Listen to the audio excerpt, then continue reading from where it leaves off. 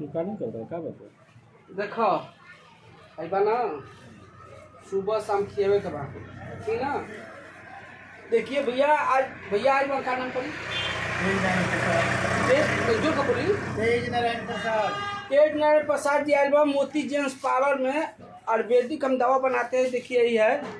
और इनका जो औरत का जो प्रसव में गांठ हो गया है और गांठ हो गया रिकोरिया की शिकायत है तो इस दवा से 15 दिन अंदर कैसों में रिकोरिया होके रिकोरिया सही हो जाएगी।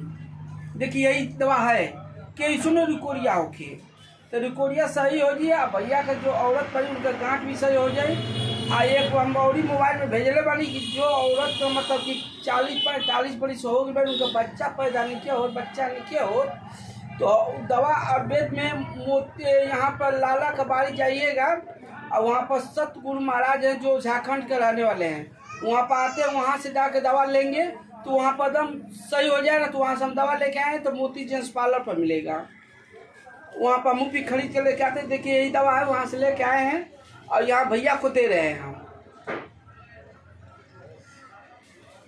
ठीक है ना। बोलिए कुछ बोलिए। ये दवा खा रहे हैं उससे बहुत लाभ है लाभ है ना। जी बहुत लाभ है। ठीक यही मिल रहा है। थैंक यू भैया।